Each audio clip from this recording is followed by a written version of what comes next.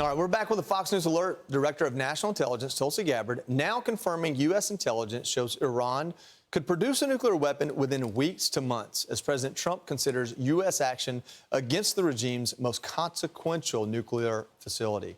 It's a critical decision as the U.S. is the only country with the ability to take it out.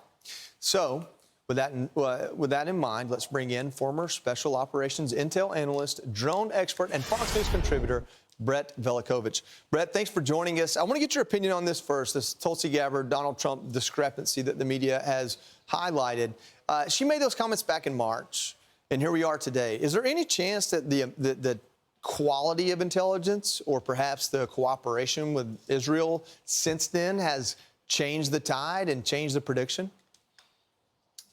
No, I think that the Israelis and the U.S. and the Western nations have really strong intelligence on Iran. They've been looking at this problem set for quite some time.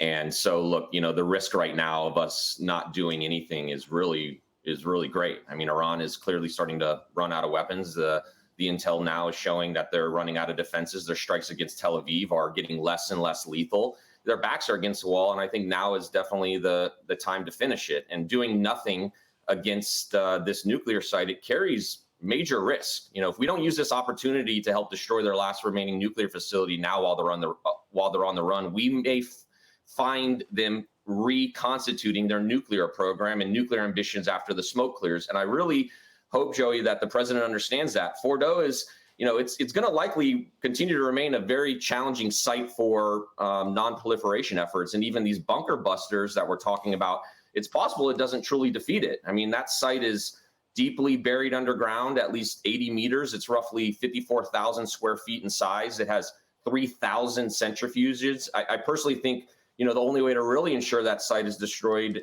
is to have some boots on the ground to enter, maybe fight their way through and physically destroy it to verify destruction. You're reading my mind. That's kind of my question. That's what I'm trying to understand myself. So if you believe, I guess, that you will cripple the regime, this nuclear site, not a part of the conversation. If you believe you can deplete all their missiles or get rid of their batteries or truly defeat their conventional warfare capabilities and drag them to the negotiation table, do you really need to disable this facility? If you believe that after this operation, you have so much leverage over the Iranian regime that if they stay in charge, you'll have a chance to get on the ground and kind of do it yourself.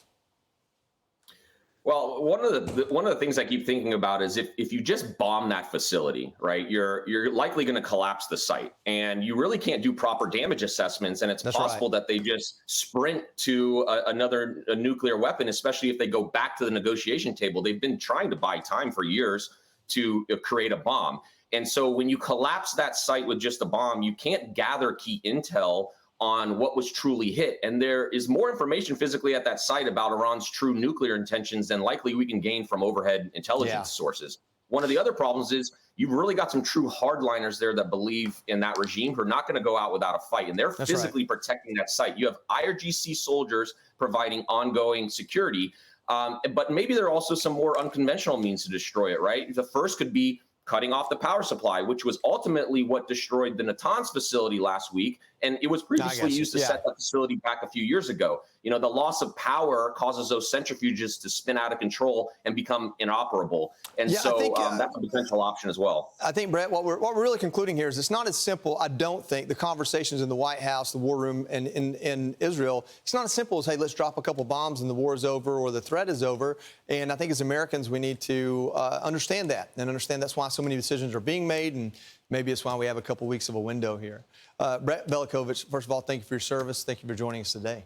I'm Steve Doocy. I'm Brian Kilmeade. And I'm Ainsley Earhart. And click here to subscribe to the Fox News YouTube page to catch our hottest interviews and most compelling analysis.